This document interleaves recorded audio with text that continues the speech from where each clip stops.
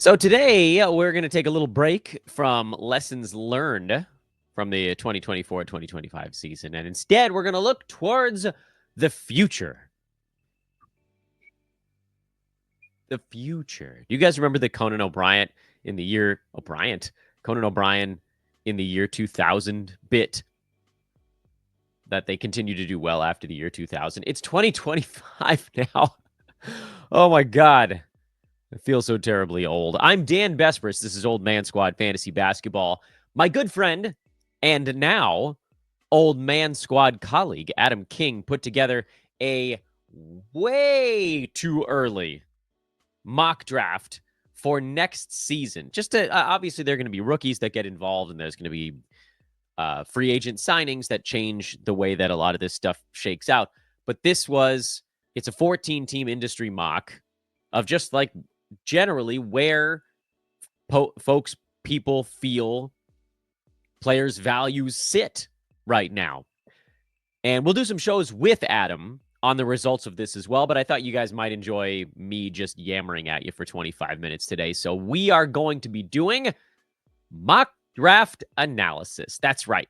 On April 21st, with the playoffs 2 days in, we're doing a mock draft analysis show because why the hell not? What I can't figure out is why some of the names have grayed out on my screen, so apologies for that. You're just going to have to bear with it. And I actually thought, some pretty interesting picks that popped up. Today, I think we'll probably try to get through maybe the first 2 rounds, 3 at the absolute most, because I'm in no huge hurry. It's the freaking off season, everybody. I, by the way, am at Dan Bespris on social media, at Old Man Squad over on Blue Sky, and it's the network feed on Twitter. Please make sure to subscribe because we've got Noah Rubin's first show dropping in like 2 hours from right now. So by the time you're watching this, it might already be out. How's that for cool? Subscribe. I know we're going the wrong way. It's the off season, but who cares? Subscribe now. Kingy gave himself number 1 pick. I don't know. I'm on to you, Adam. And he went Wemby, which I actually thought was kind of noteworthy in and of itself, in that this is sort of the year that I thought Wemby would take over the top spot, meaning this coming season, 25-26. But off the blood clot stuff, I'd be a little nervous about taking him first. I also feel like Nikola Jokic is just, he's so safe.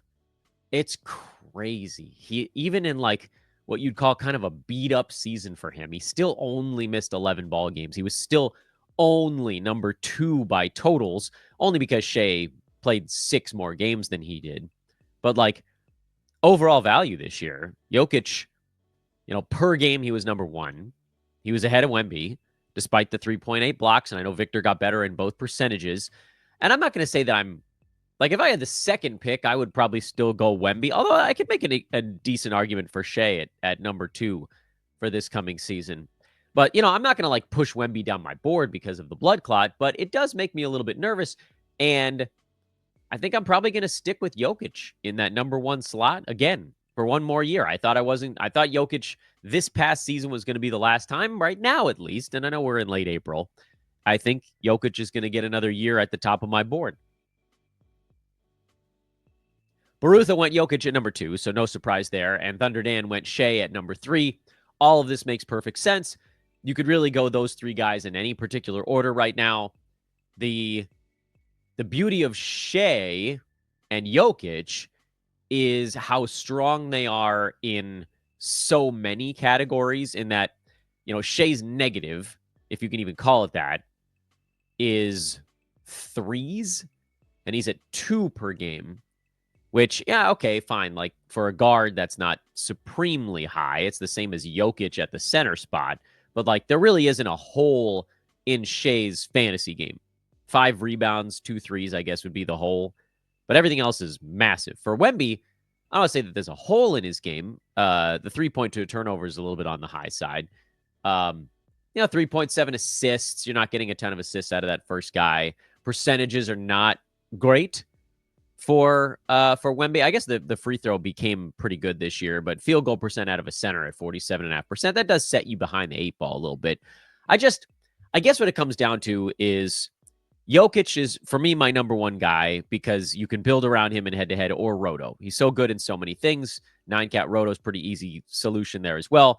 Head-to-head, great. You've got a center that gives you a ton of rebounds and assists and scores and gives you steals. And if you want to punt blocks, that's the way you go in a head-to-head format. In roto, you just make sure you shore up blocks at round 5, round 6, something like that. Wemby is much more tailored to head-to-head because of his absurd blocks prowess. He's not great in assists. He's fine in steals. If you're a center, 1.1 is solid. Free throws, again, fine for a center. Rebounds are good. Threes are good for a center. Scoring was kind of meh. And then that's why the head-to-head side jumps up because you're like, okay, I got a big man here who gives me an okay start in points, but a really good start in threes, rebounds, blocks, and free throw percent for a big man. I can create a guard build and get, one or two more shot blocking, low field goal percent kind of guys, and I'm all set. And then Shea kind of pivots back into that hard 9-cat assessment where you don't have an obvious punt build off your first round pick unless you wanted to go threes, but you don't have to. You could. So that's the top 3 for me. I think I'm Jokic and then Shea and then Wemby. I know which seems nuts, but you could flip flop those 2, 3. James Harden went 4th in this draft, which I thought was notable because Harden's value this year was so heavily tied up in the fact that he played 80 ball games, and I don't know that he could do that 2 years in a row. That got him up to number 5 by totals, which is great, and I'm not knocking Harden because I was pretty high on him this season, but he's number 15 per game. And again, there is that head-to-head element that jumps up. James kind of semi-fixed his field goal percent by this season's end. He was only he got it up to 41 by the end of the season, but he shot 43% the second half of the year, and he was a mid-first round pick because of that. The turnovers are not going anywhere, so if you're punting turnovers, he's a pretty solid first rounder. If you're punting turnovers and field goals, he's an even more solid first rounder. So it's not insane to see him at 4, but just from a straight, what do you think you're going to get out of a guy per game? I think there'd be 1 or 2 guys I'd probably have still ahead of him. And those are the 2 guys that went right after James, which is Luka Doncic and Tyrese Halliburton. Luka still kind of figuring out the Los Angeles thing, but even sort of at his worst, which is what I think you could say he was in LA, 44% from the field, he was still number 14. If you jack that up to the high 40s, where we expect him to be over the longer term, he is James Harden plus more rebounding, better field goal percent, weaker free throw. So you're still getting the big assists. You're getting more scoring out of Luka. You're getting more threes. The turnovers are going to be high either way. The field goal free throw kind of balances out. Harden very good in one, very bad in the other. Luka kind of meh in both. Both those guys are going to get you steals. Both those guys are going to get you a little bit in the blocks department. Harden actually blocked some shots down the stretch, but I think I'd rather have Luka, and I think you probably see a Luka that plays more games next year. Oh, almost forgot. I'm an idiot. Guys, Bet Online is the world's most trusted betting platform and your number one source for all sports betting action. Baseball is in full swing. Yeah, it's rolling now. We're a month into the year. NBA playoffs, NHL playoffs, and BetOnline gives you more ways to stay in on the action with the latest odds, news, scores, and even live betting while the games are being played. You can check it out right now. It's all just sitting over there waiting for you to go take a look at it. The live betting is, I don't think there's anything happening as we speak. I'm recording this relatively early in the morning, but you can go hunt over on the basketball stuff. Pistons are a 7-point favorite or the 7-point underdog to the Knicks today. Do you think they bounce back? Clippers and Nuggets, basically a pick 'em. Do we think the Clippers can outlast Denver in Denver? Pacers 4.5-point favorites. I do think the Bucks will be better here, although we're waiting to find out if Dame is going to play again. I think are there only 2 games today? Yeah, just the first 2. Clippers, Nuggets, Pistons, Knicks. Maybe you're looking at the totals. Maybe that's where you're hunting. Do you think Clippers, Nuggets maybe goes under?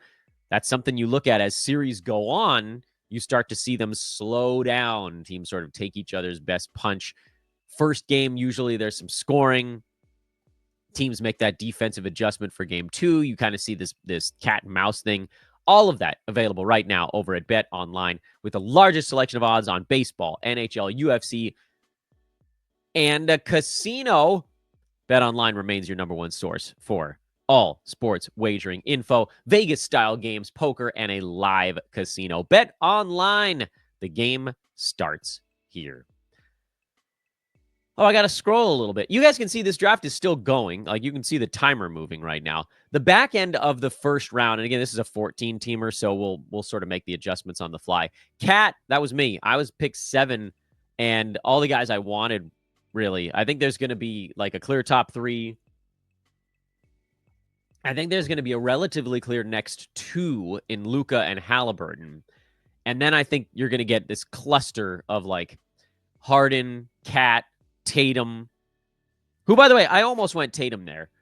Anthony Davis is going to be in there. Giannis, if you're punting, is going to be in there. And these are the guys basically that lined up next. But then there's also Steph, and we'll get to Steph in a minute. Let's talk about what I did here.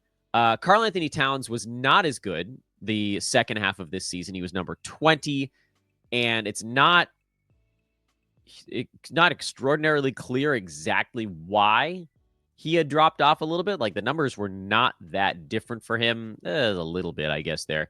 But he wasn't the same the second half. The rebounding was down a little bit. The field goal and free throw percent were both down a little bit. And you sort of like roll that all together. And that's how you ended up with Cat as a second rounder the second half of this year. So I'll be honest with you guys. If this happened again, I might go Tatum. You know, just the massive durability. I know Cat made it through this year, but then I thought, all right, whatever. Like, Cat made it through this season. He played 73 games. Tatum played 73 games. There was the same thing there. Cat did beat him per game overall on this year. Tatum doesn't really have like mid first round upside anymore. He's just, Tatum is what he is. He pretty much sits like right in that 11 to 17 range every year now, because everybody around him is putting up these ridiculous video game numbers. And by the way, if you're worried, Cat was number 20 the second half of the year. Tatum was number 34. So there was a drop-off for all of these guys. And you could make arguments why maybe I should have gone Steph. Anyway, well, you know, the main point here is Cat, Tatum, if you scroll back earlier and go Harden, these are kind of your, I don't know that these guys are going to be first rounders per game, but I'm hoping these guys give me 72 games or more. That's why I'll take them here, because I'm just trying not to screw up my first rounder. Kayla was the analyst who took Tatum right behind me. Anthony Davis went 9th in this draft, which I think is probably about where he belongs. AD still has that crazy per game ability, but he is a risk. He played 53 games this year. He came back too soon from an abdominal injury and re-aggravated it in Dallas. And that's really what blew up his season. Because if he doesn't miss that second stretch, he still has a shot to get up around 68 to 70 ball games, but then he blows another 15 on the re-aggravation. And that's what knocked him down into the low 50s. So if that impetus isn't there, do we think that AD can be a top 5 per game guy? I definitely do. He's a top 5 per game dude. And so then you're starting to weigh, okay, am I going to get 55 games out of him, 60, 65? Could he get me up near 70? I wouldn't bank on 70, but if you're in the 65 to 70 range, if that's the way you think next season rolls out for AD, you could almost start to make the case that he should be going in front of some of these hyper durable dudes. Because AD was vastly superior per game to Jason Tatum, to James Harden. Like, there's a big gap there. But also the games played gap was so enormous that AD lost that by a bunch. So this is, I guess, where you have to start thinking about whether or not you want to take the risk. And after everything that I've talked through on this show, I'm leaning towards I don't want to. Most, like, if going back to last week when we were looking at the teams that I had that got third place or worse, the most prevalent reason for it was too many banged up early guys.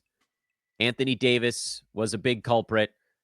Frickin' LaMelo Ball, who I specifically said I didn't want to draft this year, and then I did it anyway. Luca, which, had this finals hangover, but I had the third pick twice, so I went Shea in one and Luca in the other. I just wanted to, so I'm not that mad about that one. But AD, LaMelo, and then if you get a little bit deeper into it, Jalen Johnson, going Kawhi Leonard, knowing he was out to start the year, that's something you really shouldn't do unless you went super safe early.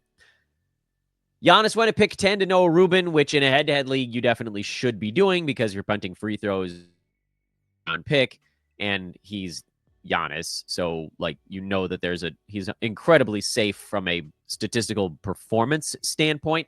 He's number 3 in fantasy basketball if you're punting free throws. Yeah, he does miss 12-ish to 15 games a season now, and I feel like that gets overlooked with Giannis. I don't know why. He very consistently misses about 13 games a season. So at least you're probably not going to get the ceiling fell in type of year.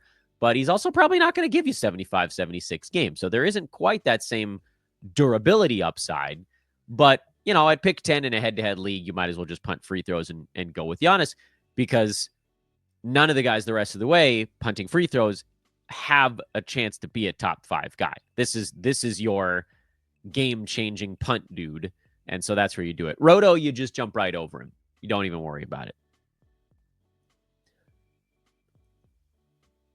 McKee went Cade at 11.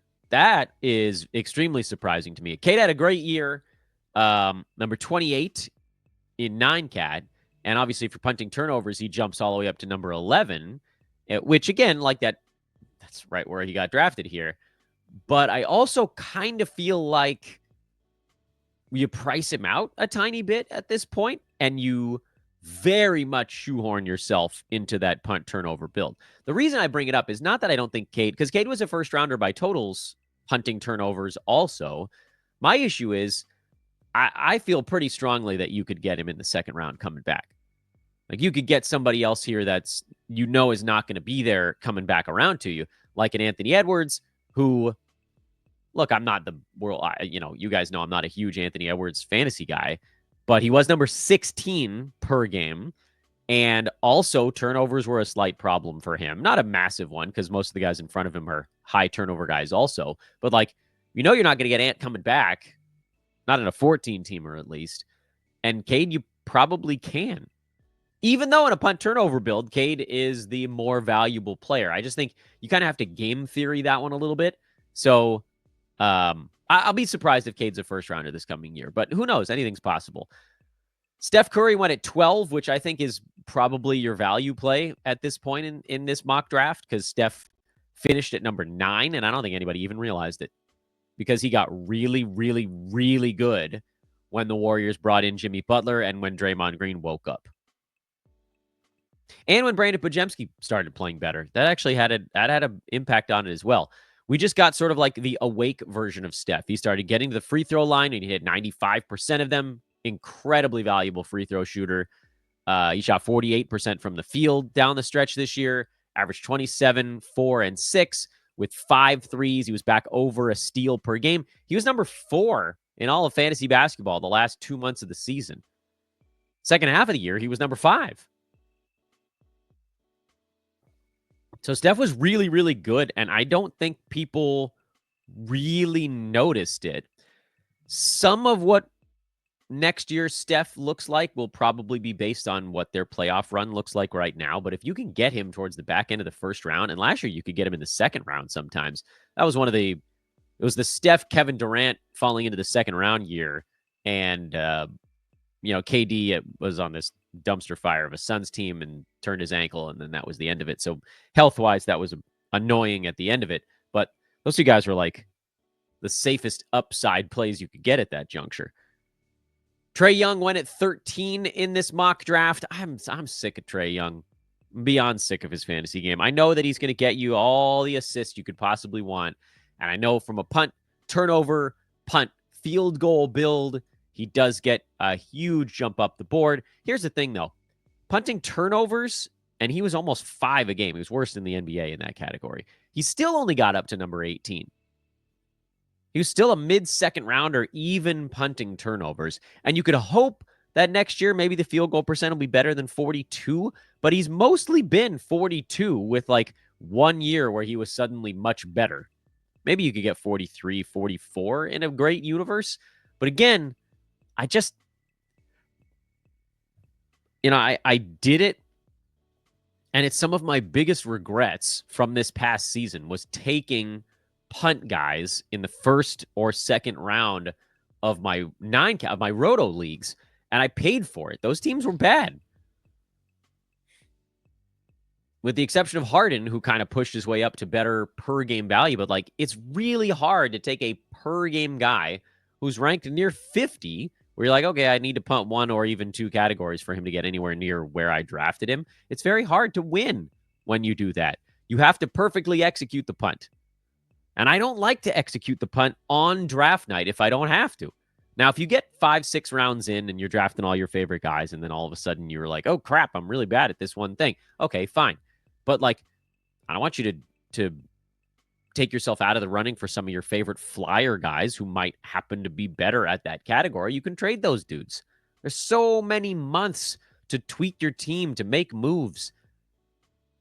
That head-to-head league that we talked about last Monday that I won, where, I ended up building this sort of back-asswards punt team that I figured on draft night, I got 5-6 rounds in. I was like, all right, I'm punting points. But most of the flyer guys late are not high-scoring dudes anyway, so that didn't really take me out of the running for anybody I wanted. And then as the season went on, I thought early on that I might punt. What was it? I thought my team was going to be pretty good at free throw shooting. I ended up punting that part way, and then I pivoted. Like, you got to be agile. You got to be nimble. And taking these guys in the first round that unnimble you, I did it myself. I did it this year, and I'm mad about it. I kind of went away from what's worked for me for so many seasons and whatever it is, 2, 3, 4 in my leagues, and I paid for it. 14 was Sabonis, and again, that's the end of the first round. Here is a 14-teamer, but you can just think about it by numbers. Domantas Sabonis was excellent for the first half of this year, and then had a pretty noted drop-off the second half of the season. Where was he the second half of the year? Number 59, second half of the season. Counting stats were mostly there. Scoring was down. 17 points, 13.5 rebounds, 6 assists.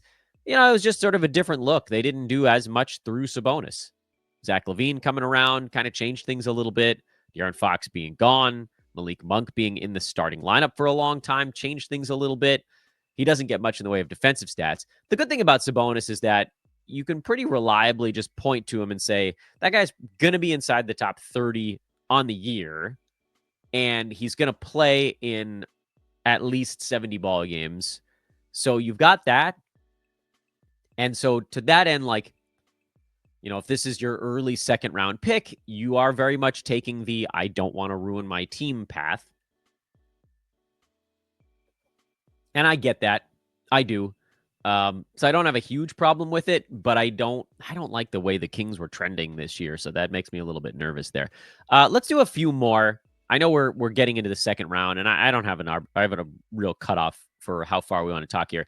Anthony Edwards at 15. That's totally fine. As we talked about, he's a second rounder with durability upside. So he's another of the, like, I don't want to screw up my team guys. He finished by number 7 by totals because he played in 80 ball games again. Just a brick of a man. Donovan Mitchell at 16 here. He had a very weak season. Number 33 per game. Some of that's because the Cavs just didn't need him to go buck wild all year. But, I mean, we're talking about a guy that was ranked right alongside OG Anunoby and Ivica Zubac. So I think maybe we see Donovan Mitchell slip a little bit. If he slides towards the back of the second round, I think I'd get in on it. Again, here, this is pick 16, so that's sort of mid-second round. It's fine. But there are a couple guys you'll hear here in a minute that I think I'd rather go with. Tyrese Maxey at 17. This was as good as it's going to get for Maxey from a per-game standpoint. He was number 10 because, again, he was sort of the only guy left in Philly. And this is one I can't make a call on, really, because I don't know what Joel Embiid and Paul George are going to look like at the start of the year next season. If Embiid is healthy on day one, I think Maxey, for me, is a third rounder. If he's not, well, that changes everything. Dame, great pick this past season. I know the blood clot screwed things up at the end, but you can't predict that stuff. Dame was number 8 per game. He looked much more like himself. Should definitely be drafted in the second round. Am I worried about the blood clot there? A little bit, but I'm not using the second pick or first pick overall on him at this point. So yeah, I'm good with him in the second round. Amen Thompson. Oh, Noah, you maniac. Amen Thompson in the middle of the second round. Look, Thompson was absolutely outstanding this year. He's number 55. He went on a prolonged top 30 run when, well, a bunch of guys were out. Freddie VanVleet missed a bunch of time. Jabari Smith Jr. missed a bunch of time. Dylan Brooks missed like a week in there. Jalen Green didn't. That was about it.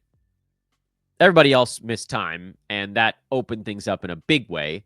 And so, Thompson's insane. He was number 30 the second half of the season. Do they, this is going to come down to what the Rockets do in the offseason. Do they thin the herd? To me, Houston they are the team that needs to go big game hunting immediately because they don't have a scoring threat. No one's afraid of the Rockets. They're going to play great defense. They have a lot of really good, gritty, athletic defenders on that team. But nobody scares you on the Rockets on offense. Unless you get hot Jalen Green for one game, they are very defensible. They are defendable. They can't space the floor. Freddie VanVleet shoots sometimes. Sometimes he's absolutely terrible shooting. But Şengün's not a floor spacer. Dylan Brooks is, again, he has his 2 hot games a month also, but he's not a floor spacer. Amen Thompson's not a floor spacer. Jabari Smith Jr., he has his moments. They're a weirdly constructed team for the playoffs right now that worked really well in the regular season because they're just tougher than most of the teams they played against. But you got to be able to go get a bucket in the playoffs when everybody can push you around and you're going up against other superstars for 40 minutes instead of 33. And they don't have that yet. That's not to say that they can't beat the Warriors or make a run. They just need a man. They need the guy. It can't be Jalen Green. Go get Kevin Durant. I know he's 100 years old, but he's so much better offensively than anyone on that team. They got stuff they can give up. Don't give up Amen Thompson, but, give up some other young guy. Give up Reed Shepherd and a couple of picks. Go get KD. Give yourself a win now window. I get it. You can keep developing, but I don't know that anybody on that team is about to become a truly heroic scoring threat. They're just all going to be really, really, really good. I think you need more than that in the modern NBA. Maybe I'm wrong. And then KD at pick 20, and I think that's probably about as far as we'll go on today's show, which to me is exactly where Kevin Durant should be going. I will happily take him there. He was number 11 per game this last year. He's probably going to end up on a team that doesn't have Devin Booker and Bradley Beal. I don't know where he ends up, but it's probably going to be at a place where he takes 18 shots or more, which is what he got this last season. I don't know why Kevin Durant's not an 88% foul shooter anymore, but I think we have to assume he's more like a low to mid 80s guy from that spot. But field goal percent is always really good. He scores, he boards, he assists some, he hits some threes, steals, gets some blocks. He's a 9-cat guy, and you take that in the second round, and it delays you making any choices about what your team build has to look like. The only way I'm not going Kevin Durant at pick 20, if he's still on the board, is if I started my team with probably another wing type of player. I don't know that you'd go Jason Tatum, Kevin Durant to start your draft, or you're going to have a problem in big man stats and little man stats. You're going to be fine you're going to be okay at almost everything, but you got to go get one of those elite guys early. Especially, and I hate to say it, because the scarcity stuff, I try to ignore that as much as I can. But you really do. If you're going to build a team that's competitive in assists, you kind of need to get one in the first 2 rounds. If you're okay with being 4th best in assists, then you could go wing. Because big men, there are big men later on. Yeah, you're not going to get, the Jokic, the Wembys, the Anthony Davises, the Cats, whatever. Like the hyper elite, super duper big men are going to go early, and then there's going to be a run without them because they come off the board. But there will be a chunk of them in like the fourth, fifth round, like always. The Jared Allen corridor, I like to call it. You'll still be able to get him at some point. Let's put a pin in this one. This is fun. We got a lot left to go. This draft is in motion as we speak.